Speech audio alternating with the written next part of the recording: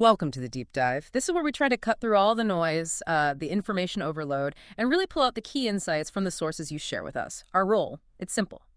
Give you a shortcut to being genuinely well-informed, maybe uncover some surprising things, and, deliver those aha moments that make it all stick. And today, we're diving into an audio clip. It's titled Urgent American Patriots. This video must be watched and shared. .mp3. The speaker in the source is Douglas Dakota. He's identified as the founder of Veterans United for Justice and also co-host of the Real World Witness radio show. Right. And our mission for this deep dive is pretty focused. We're going to unpack the specific claims Douglas Dakota makes in this audio, specifically about Congressman Pete Ellison. We'll stick just to the arguments and, well, the evidence as it's presented in this source, okay? Keeping it impartial, looking at how Dakota actually builds his case for you. Okay, so let's unpack this. Douglas Dakota kicks things off, describing his initial shock seeing a photo online. This picture supposedly showed Congressman Keith Ellison holding what's called an Antifa handbook. He really wants you, the listener, to think about the immediate hit of seeing an image like that. Yeah, and Dakota talks about what he did right away. He says he posted an open letter to Congressman Ellison, put it in his community section online, and also called both of Ellison's offices, the one in Minnesota and the one in D.C. He explains his stated reason was to check if the photo was real or, photoshopped before he said anything publicly. He actually says he wanted to give him the benefit of the doubt. Okay. And then after that, Dakota finds something else he thinks is pretty important. He mentions finding what he calls an alleged Twitter post, supposedly from Ellison's own feed. It apparently said, "I just found the book that strikes fear in the heart of @real Donald Trump," and it had the same photo. But Dakota also questions this too, right? He acknowledges it could be a fake Twitter feed. Exactly. Then the source talks about Congressman Ellison's official written reply to Douglas Dakota. So the letter, thanks Dakota for contacting him, says he's proud to represent his constituents and then lists four main policy goals.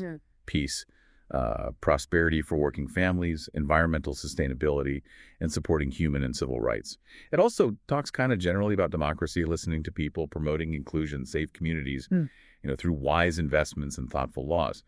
But here's the key thing, and Dakota really flags this in the source. The letter doesn't directly mention the photo or the Antifa handbook at all. Okay. So that lack of a direct answer, that seems like a real turning point for Dakota in the audio. How does he get from that and the no comment you mentioned to saying Ellison supports Antifa? Precisely. Yeah, that's the bridge. Dakota explains he followed up. He called both offices again, and this time he asked directly, was the photo photoshopped? Does the congressman support Antifa? And he says the response he got from both offices was identical. We have no comment. Wow, just no comment. Yep. And Douglas Dakota, well, he interprets that lack of a flat-out denial plus the no comment as basically confirmation. He uses that ambiguity, you see, to back up his initial gut feeling. He concludes the photo isn't photoshopped and that Congressman Ellison believes and supports Antifa. And this becomes like a cornerstone piece of evidence for the bigger claims he makes later in the audio. Okay, so given that conclusion, how does Dakota actually define Antifa in this source? What's he telling his listeners it is? Right. He gives his definition. He calls Antifa, and I'm quoting from the source here, a domestic terrorist organization that is hell-bent on showing up everywhere that American patriots show up, to express their freedoms of speech, their freedoms of religion, and to voice their concerns over our government and the direction of our country. He goes on to claim they show up with baseball bats and mace and their face covered, and they attack and they brutally attack innocent women, children, and men. He labels them a disruptive, horrible, hateful organization. Okay, so he starts with this very specific photo incident, gets the no comment, and then it sounds like he widens the scope quite a bit. He starts bringing in other things about Congressman Ellison's background, his record, past stuff. How does he link all that together? That's exactly it. He pivots. He starts presenting what he clearly sees as a pattern. Yeah. He weaves these different threads together to paint a fuller picture of Ellison for his audience. And what's the first big piece he adds to that picture? Well, the source lays out several specific claims Dakota makes about Ellison's background and his views. First off, his religion. Ellison's identified as one of only 2 Muslims to have served in the U.S. Congress at that time. And he doesn't just leave it at religion, does he? He talks about connections to the Nation of Islam. What are the claims there? That's right, yeah. Dakota then goes into Ellison's past connection with the Nation of Islam, which is, a well-known black nationalist and religious group. He claims that back when Ellison was a law student, this would be 89, 90, Ellison used the name Keith E. Hackman. And under that name, he reportedly wrote columns for the student paper, the Minnesota Daily, defending Louis Farrakhan, the nation's leader, against accusations of racism. Dakota also says he called affirmative action a sneaky form of compensation for slavery and suggested white Americans instantly pay reparations to black Americans. And he keeps building on this Nation of Islam link, citing other reports. What else does he bring up from back then? Yes, the source mentions reports, and it cites Mother Jones magazine here, saying that under yet another name, Keith X. Ellison, he apparently defended Farrakhan again, this time against accusations of anti-Semitism after the 1995 Million Man March, that huge gathering in D.C., and then again in 1997. The audio also states that Ellison later admitted he downplayed how involved he was with the Nation of Islam, even saying he wasn't actually a member. But then Dakota brings in a quote attributed to Minister James Mohammed, who's described as a former leader of the nation's Twin Cities study group. And this quote claims Ellison served for several years as the group's chief of protocol, basically acting as their liaison.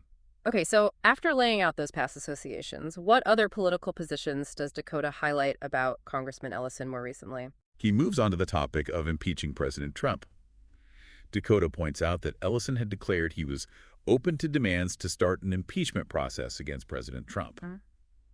He quotes Ellison saying something like, "Donald Trump has already done a number of things which raise the question of impeachment." Dakota, in the audio, makes it clear he strongly disagrees with that. Right. And what about gun rights? The Second Amendment, that's always a hot topic. Yeah, he covers that too. Dakota references an appearance Ellison made on Bill Maher's show back in March 2014.